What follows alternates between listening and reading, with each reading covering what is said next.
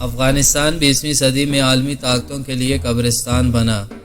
روس اور برطانیہ کی ذلت آمیز شکست کے بعد سوویت یونین نے بھی اس بہادر قوم کے سامنے گھٹنے ٹیک دیے۔ یہ سب کسی معجزے سے کم نہیں تھا۔ 1933 کا زمانہ تھا جب مسلم دنیا استعماری قوتوں کے زیر سایہ کہیں اپنی شناخت کھو رہی تھی تو کہیں اس کی بازیابی کی صحیح میں جستجو عمل تھی۔ ایسے میں ایک آزاد ریاست کی حیثیت سے افغانستان استعماریت کے سامنے سیسا پھیلائی دیوار بن کر تاریخ رقم کر رہا تھا۔ دوسری جانب امت کی فکری اور تہذیبی آبیاری کے خوابوں سے شاعر مشرق علامہ محمد اقبال کے ہاں اضطراب اپنے عروج پہ تھا۔ لازوال تاریخ قربانیوں اور شجاعت کی وجہ سے اقبال کا افغان قوم کے ساتھ رومان اس حد تک بڑھا کہ انہوں نے اس قوم کی فلاح و بہبود کے لیے اپنا فکری سرمایہ سپرد کیا، جبکہ عملی قدم اٹھاتے ہوئے 1933 میں افغانستان کا دورہ بھی کیا۔ تاریخ گواہ ہے کہ افغان سرزمین پر ابھرنے والے واقعات نے ایشیا پر بالخصوص اور دنیائے عالم پر بالعموم عالمگیر اثرات مرتب کیے۔ اس پس منظر کی روح سے اقبال نے اپنی فارسی اشعار میں فرمایا: آسیاں یک پہ کرے آب و گل است، ملت افغان دریا پہ کرے دل است، از کشاد او کشاد آسیاں، از فساد او فساد آسیاں۔ یعنی ایشیا پانی اور مٹی کا ایک بڑا وجود ہے اور افغانستان اس کا دل ہے۔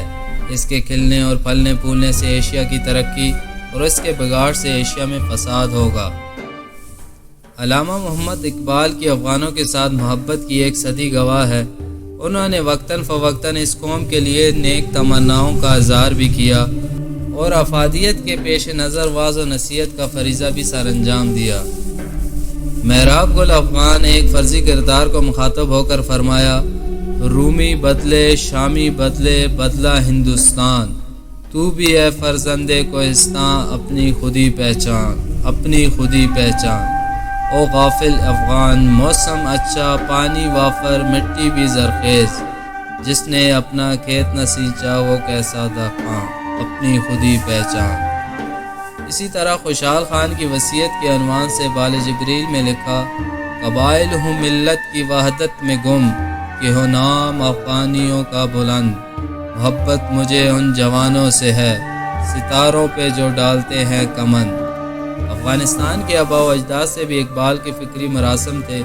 بال جبریل میں نادر شاہ کو ان الفاظ میں یاد کرتے ہیں: حضور حق سے چلا لے کے لولو لالا، وہ ابر جس سے رگے گل ہے مثل تار نفس، دہشت راہ میں دیکھا تو ہو گیا بیتاب، عجیب مقام ہے جی چاہتا ہے جاؤں برس، صدا بہشت سے آئی کہ منتظر ہے تیرا، ہرات و کابل و غزنی کا سبزہ نورس۔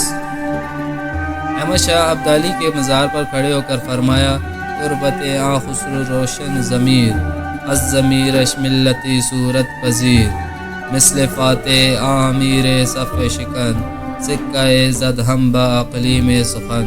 یعنی یہ روشن دل بادشاہ کی قبر ہے، اس کے ضمیر سے ایک نئی قوم نے تشکیل پائی۔